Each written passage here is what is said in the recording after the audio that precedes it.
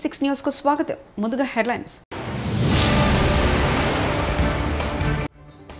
మహిళలపై నేరాలకు పాల్పడితే కఠినంగా వ్యవహరిస్తాం పీఎం మోదీ.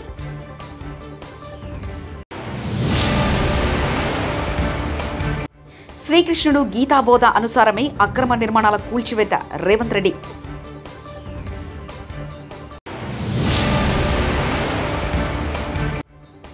రాజకీయంగా ఎదుర్కొనలేకే పల్లాపై అక్రమ కేసులు హరీష్ రావు.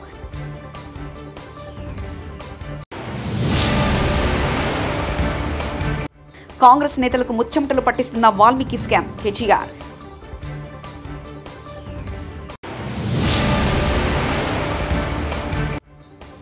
ఎన్ కన్వెన్షన్ కూల్చివేతలను స్వాగతిస్తున్నాం సిపిఐ నేత నారాయణ.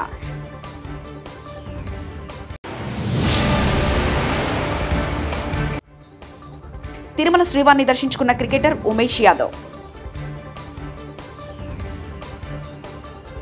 మహిళలపై పెరుగుతున్న నేరాలపై ప్రధానమంత్రి నరేంద్ర మోదీ కీలక ప్రకటన చేశారు. మహిళలపై నేరాలకు పాల్పడే వారి పట్ల కఠినంగా వ్యవహరిస్తామని, ఎట్టి పరిస్థితుల్లోనూ వారిని విడిచిపెట్టేది లేదని హెచ్చరించారు. మహారాష్ట్రలోని జల్గావ్లో ఆదివారం నాడు జరిగిన లఖ్పతి దీదీ కార్యక్రమంలో ప్రధాని పాల్గొన్నారు. ఈ సందర్భంగా ఆయన మాట్లాడుతూ మహిళలపై నేరాలకు పాల్పడే వారిని శిక్షించేందుకు కఠిన చట్టాలను రూపొందిస్తామని చెప్పారు. आज देश का कोई भी राज्य हो, अपनी बहनों बेटियों की पीड़ा को, उनके गुस्से को मैं समझ रहा हूं. मैं एक बार फिर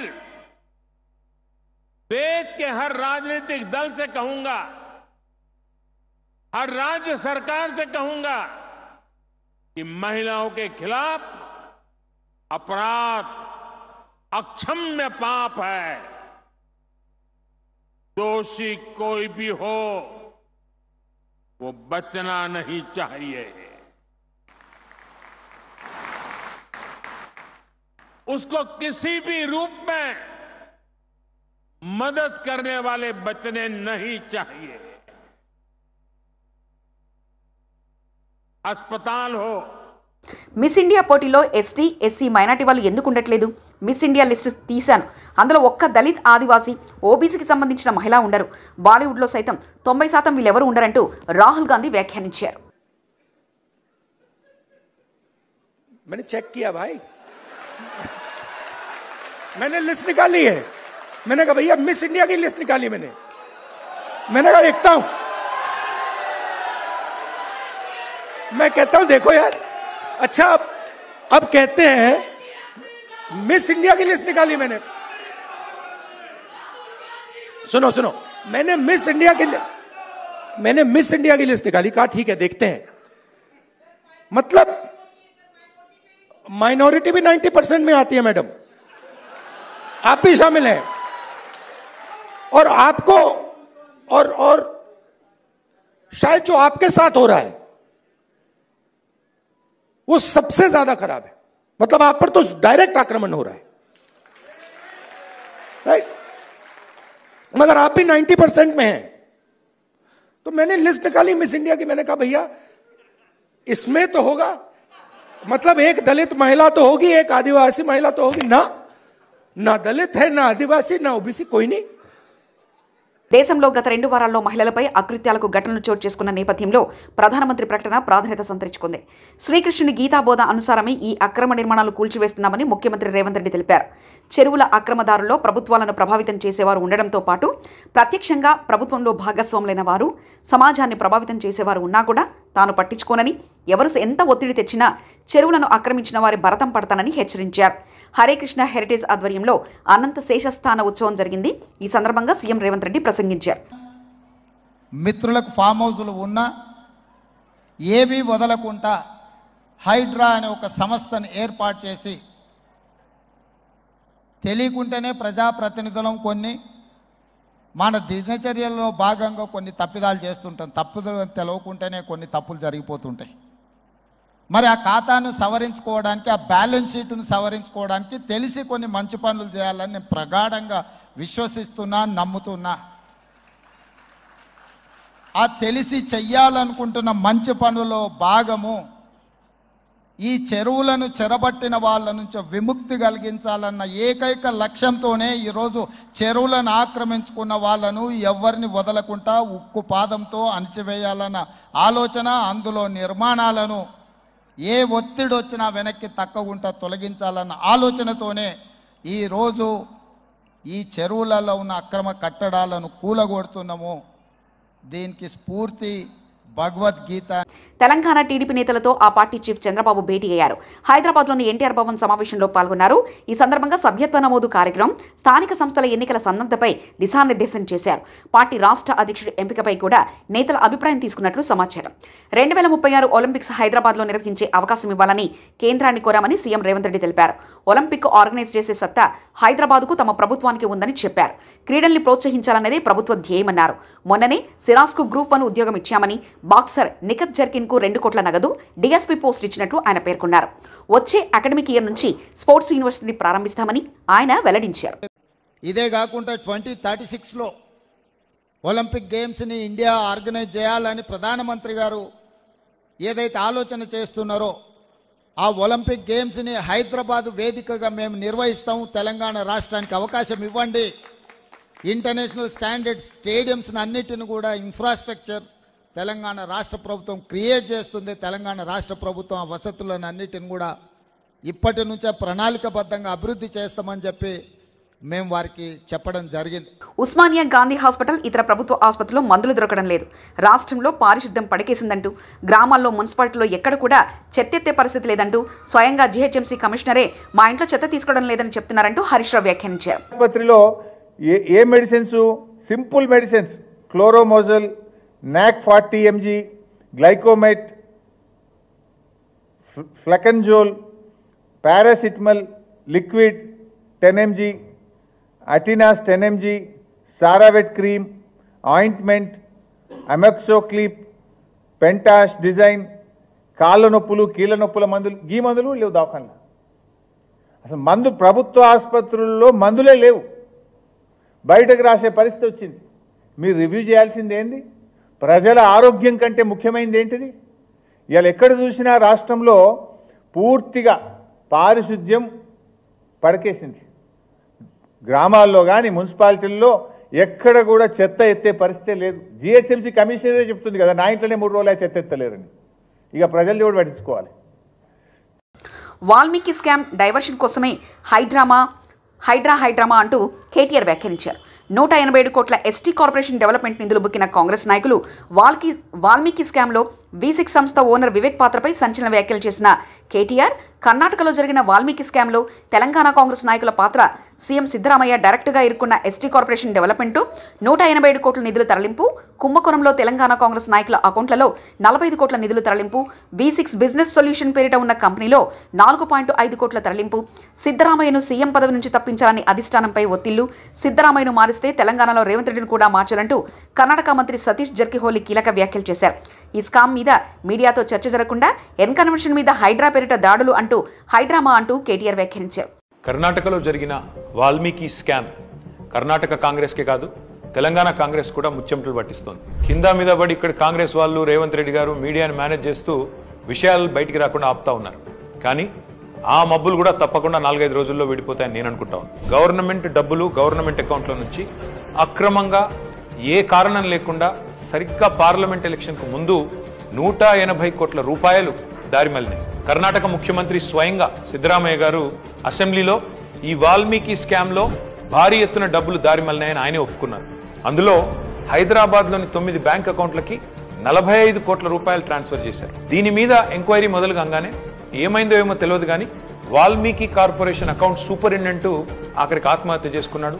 ఇవాళ ఆయన కుటుంబం రోడ్డున పడే పరిస్థితి. బ్యాంక్ అధికారులతో సహా 11 మందిని ఈడీ అరెస్ట్ చేసింది. కర్ణాటక నుండి మన తెలంగాణకు అక్రమంగా ఈ డబ్బు ఏ అకౌంట్లలోకి వచ్చింది, ఆ అకౌంట్లు ఎవరివి, ఈ తీగ లాగితే తెలంగాణ కాంగ్రెస్ డొంక మొత్తం కదులుతా ఉన్నది. మొన్న పార్లమెంట్ ఎన్నికల్లో తెలంగాణ కాంగ్రెస్ పార్టీ తన ఖర్చులకు ఈ డబ్బులే వాడినట్టుగా అనిపిస్తా ఉంది.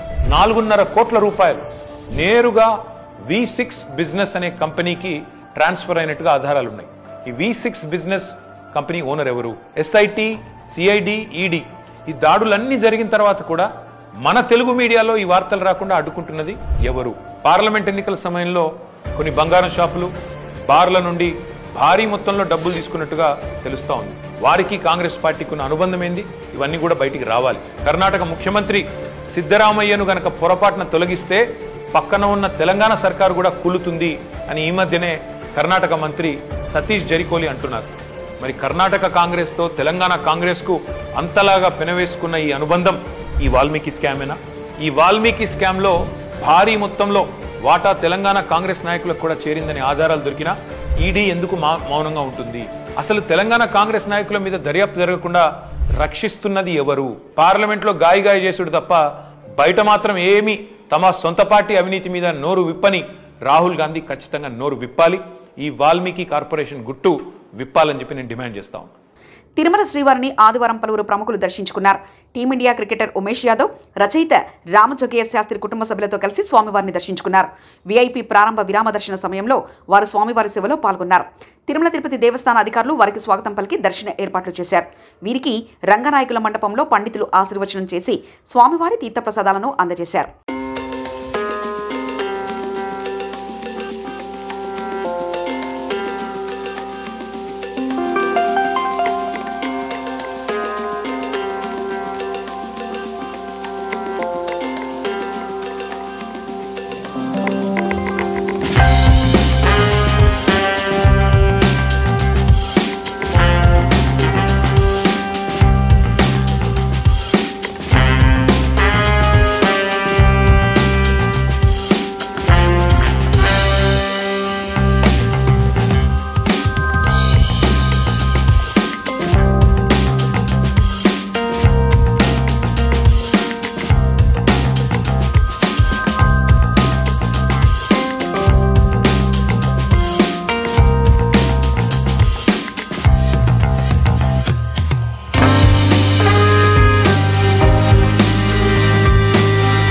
మాదాపూర్లో సినీ నటుడు అక్కినేని నాగార్జునకు చెందిన ఎన్ కన్వెన్షన్ కూల్చివేతలను స్వాగతిస్తున్నామని సిపిఐ జాతీయ కార్యదర్శి నారాయణ తెలిపారు.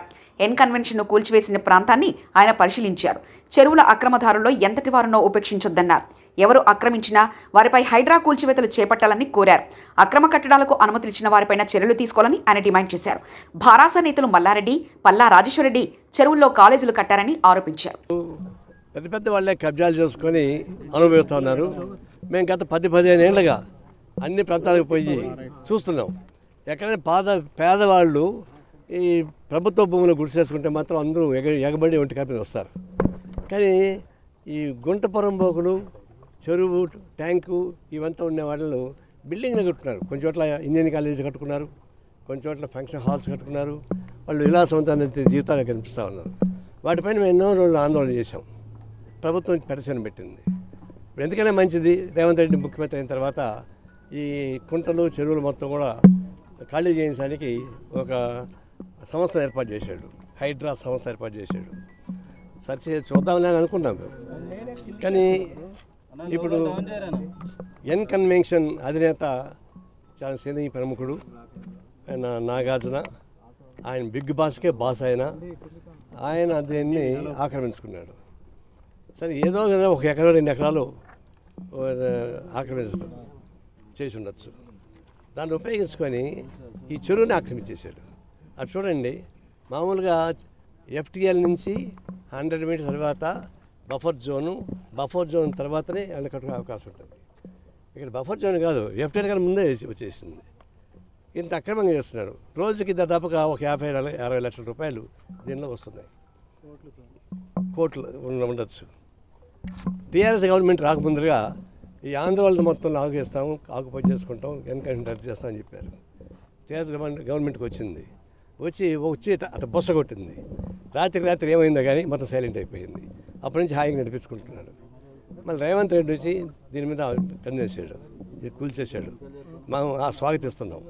ఇది మరీ అన్యాయమైనటువంటి దురాకంతో కూడుకునేటువంటి పబ్లిక్ ప్రాపర్టీని లూటీ చేసినటువంటి సంస్థగా మారింది. దీన్ని కూల్చేయడం మంచిదే. ఆయన పాపులర్ సినిమా యాక్టర్ కావచ్చు. పాపులర్ సినిమా యాక్టర్ ఆయనకు చాలా డబ్బులు ఉన్నాయి. సినిమాలు యాక్ట్ చేసి ఇంకా డబ్బులు ఎక్కువ వస్తాయి. అందులో బిగ్ బాస్ యాక్ట్ చేస్తున్నాడు. బిగ్ బాస్ చాలా డబ్బులు. ఇదంతా ఒక లెక్క కాదు. ఇట్లాంటి 10 పోయినా బిగ్ బాస్ డబ్బులు వచ్చేస్తాయి వాళ్ళకి. ఎందుకు ఇంకా అంత కక్కుర్తి ఎందుకని. అదేమంటే ఎఫ్టీఎల్ లోపల కానీ ఉంటే నేనే కూల్చేస్తానని పగలగలుగుతున్నాడు. అది సినిమా డైలాగ్ పలుకోండి. ఒకటే కూర్చొని 100 మంది కొట్టేస్తానంటే కొట్టేస్తుంటారు, వాళ్ళు పడిపోతుంటారు పాపం. అది సినిమా డైలాగ్ అనుకుంటున్నాడు. నేను డైరెక్ట్ ఇక్కడే ఉన్నా, చెరువు ఇక్కడ ఉంది, నా చేతికి అందే చెరువు ఉంది. మరి ఇక్కడ చెప్పండి చూద్దాం. ఎందుకంటే బొకాయిస్తారు. ఇది కరెక్ట్ కాదు. దీన్ని ఆయన క్షమాపణ చెప్పాలి. దీనికి ఆయన కాంపన్సేషన్ కట్టాలి. ఎన్నేళ్ళు దీన్ని అనుభవించాడో, రోజుకి ఎంత వచ్చిందో లెక్కేసి ఆ డబ్బులు మొత్తం ఆయన దగ్గర కక్కించాలి. ఆ కక్కించి పేదవాళ్ళకి ఇల్లు కట్టించండి ఆ డబ్బులతో, మీకేం పర్వాలేదు. ఇది దీంతో పాటు ఇంకా టౌన్లో సిటీలు చాలా వస్తున్నాయి. ఇప్పుడు మల్లారెడ్డి చాలా భూ మాఫియా. ఆయన చెరువులు ఇదని చెరువు సగం కనిపిస్తూ ఉంది. చెరువు కనపడి కూడా మొత్తం ఆక్రమించి ఇంజనీరింగ్ కాలేజీ కట్టేశాడు. అట్లా ఇంకొక పల్లా రాజేశ్వరరెడ్డి ఆయన అట్లాగే చేశాడు. అంటే ఎంత అంటే చాలా ప్రతివత్తాగా మాట్లాడుతున్నారు. మేమేమి తప్పే చేయలేదు, తప్పంతా గవర్నమెంటే చేస్తామని చెప్తున్నారు. వాళ్ళేమో చెరువులు ఇల్లు కట్టుకున్నారు, వ్యాపార సంస్థ పెట్టుకున్నారు, కాలేజీ పెట్టుకున్నారు, ఫంక్షన్ హాల్స్ పెట్టుకున్నారు. మేము చాలా శుద్ధ హరిచంద్రని చెప్పి చెప్తా ఉంటారు. ఇది ఎట్లా మాట నాకు అర్థం కాలే. దీన్ని మేము పొలిటికైజ్ చేయదలుచుకోలే. ప్రజా సమస్యలు పక్కదారి పట్టించేందుకే రేవంత్ రెడ్డి హైడ్రా డ్రామాలో ఆడుతున్నారంటూ రేవంత్ రెడ్డి వాళ్ళ తమ్ముడి కాంగ్రెస్ ఎమ్మెల్యే పార్టీ నాయకుల అక్రమ నిర్మాణాలను కూల్చే దమ్ముందా అంటూ బీజేపీ ఎమ్మెల్యే ఏలిటి మహేష్ రెడ్డి అన్నారు. రెడ్డి గారు, నిజంగా మీరు ఈ హైడ్రా ద్వారా వాస్తవంగా ఇక్కడ ఉన్నటువంటి మరి ఇల్లీగల్ కన్స్ట్రక్షన్ అన్నింటినీ కూడా డిమాలిష్ చేసే దమ్ము నీకు ఉన్నదా? అట్లయితే నీ సొంత తమ్ముడి మీద వస్తున్న ఆరోపణలు కానీ, మరి మీ పార్టీ నాయకుల మీద వస్తున్న ఆరోపణలు కానీ, మీ పార్టీలో ఉన్న ఎమ్మెల్యేల అక్రమ నిర్మాణాలను ముందు మీరు డిమాలిషన్ చేసిన తర్వాత మరి ఇతర అంశాలకు మీరు వెళ్ళుంటే బాగుండేది. ప్రజాపాలనంటూ ప్రశ్నిస్తున్న జర్నలిస్టులపై సామాన్యులపై దాడులు చేస్తున్నారని ఢిల్లీ జంతర్ మంతర్ వద్ద ధర్నాకు దిగారు జర్నలిస్ట్ ఆకుల శ్రీనివాసరెడ్డి. ఎలక్షన్ల కంటే ముందు తెలంగాణకు వచ్చి రాహుల్ గాంధీ 423 హామీలు ఇచ్చి ఒక్క హామీ కూడా పూర్తి చేయకుండానే ఎందుకు హామీలు పూర్తి చేస్తలేరంటే దాడులు చేస్తుర్రు, కాంగ్రెస్ గూండాలు దాడి చేస్తుర్రు, పోలీసు వాళ్ళు కండువ కప్పుకొని కార్యకర్తలు లెక్క పోలీసులు పనిచేస్తున్నారు. మైనంపల్లి హనుమంతరావు లాంటి మాజీ రౌడీ షీటర్, మాజీ తడిపార్ లాంటి వాళ్ళు నాలాంటి వాళ్ళని బెదిరిస్తున్నారు. విజయారెడ్డిని, సరితాను బెదిరిస్తున్నారు. శంకర్ మీద దాడి చేసిర్రు, చిలక ప్రవీణ్ మీద దాడి చేసిర్రు. ప్రశ్నిస్తున్న ప్రతి ఒక్కరిని దాడి చేస్తా అంటే కుదరదు. జర్నలిస్టులు అందరూ ప్రశ్నించే జర్నలిస్టులు, తెలంగాణ పక్షాన ప్రశ్నించే ప్రతి గొంతుక జర్నలిస్టులు, సోషల్ యాక్టివిస్టులు అందరూ కొద్ది రోజుల్లోనే జంతర్ మంతర్ లో ధర్నా చేస్తారు. వినకపోతే రాహుల్ గాంధీ ఇంటికి వచ్చి జర్నలిస్టుల పవర్ ఏందో చూపిస్తారు. Save journalism, save journalism in Telangana, save freedom of speech and save media. Hydraa కూల్చివేతలపై సంచలన వ్యాఖ్యలు చేసిన ఎంఐఎం అధినేత Asaduddin Owaisi, FDL buffer zone పరిధిలో ఉన్న ప్రభుత్వ భవనాలు, కార్యాలయాలు కూడా కూల్చేస్తారా? నెక్లెస్ రోడ్డు కూడా ఎఫ్డీఎల్ పరిధిలో ఉంది, కూల్చేస్తారా? జీహెచ్ఎంసీ ప్రధాన కార్యాలయం వద్ద నీటి కుండ ఉండేది, దాన్ని కూడా కూల్చేస్తారా? కేంద్ర ప్రభుత్వానికి సంబంధించిన సీసీఎంబీ ఆఫీస్ హిమైసాగర్ వద్ద ఉంది, అది కూల్చేస్తారా అంటూ ఎంఐఎం అధినేత అసదుద్దీన్ ఓవైసీ వ్యాఖ్యానించారు. चीफ सेक्रेटरी को भी बोले हैं, ये बात हम बोले हैं. और तीसरी बात ये है कि जीएचएमसी का जो ऑफिस है, अभी जीएचएमसी का ऑफिस है ना, तो हम लोग जो है हमारे स्कूल में जब हम लोग बस में जाते थे, हैदराबाद पब्लिक स्कूल को बस में जाते थे, मेरे को अच्छी तरह याद है हमारी जो बस होती थी वापसी में ऐसा आती थी, या फिर कभी कभी मैं पब्लिक स्कूल को जाता था बस पकड़ के, एक बस नंबर 7 होती थी, अभी भी होंगी, डबल डक्कर में बैठ जाता था मैं, ऊपर बैठने का बड़ा शौक था मेरे. हाँ, वो लिबर्टी से जाती थी, लिबर्टी से टैंक बन जाती थी. वहां पर जहां पर जीएचएमसी का ऑफिस है वहां पर एक वाटरफॉल था, मैं ही देखा तो हूं. नेकलेस रोड एफटीएल पर है, तोड़ो उसको आप. नेकलेस रोड एफटीएल पे है, बोल रहा हूं मैं आपको, तोड़ते आप उसको. तोड़ना चाहिए ना भाई, कौन रोक रहा आपको? एफटीएल है, सीसीएमबी का गवर्नमेंट ऑफ इंडिया का ऑफिस है हिमायत सागर के पास, बना लिया आप, गवर्नमेंट ऑफ इंडिया का है. तो ये हमारा ऑब्जेक्शन इस बात पर है, ये हमारा ऑब्जेक्शन इस बात पर है.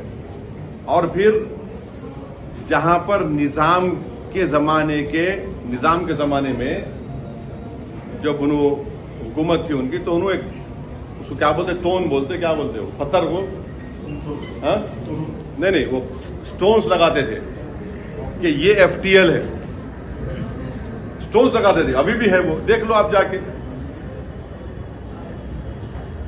ये है हमारा। మహిళలపై నేరాలకు పాల్పడితే కఠినంగా వ్యవహరిస్తాం పీఎం మోదీ.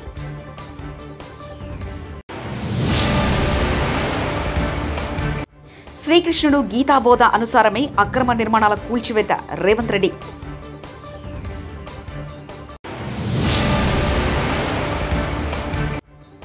రాజకీయంగా ఎదుర్కొనలేకే పల్లాపై అక్రమ కేసులు హరీష్ రావు.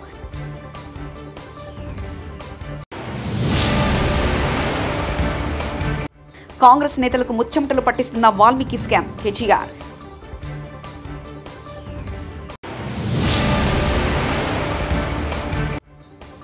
ఎన్ కన్వెన్షన్ కూల్చివేతలను స్వాగతిస్తున్నాం సిపిఐ నేత నారాయణ.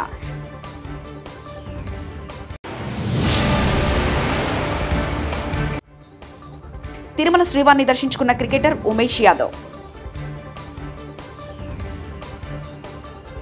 ఇవి బులెటిన్ విశేషాలు. చూస్తూనే ఉండండి టీవీ 66 న్యూస్.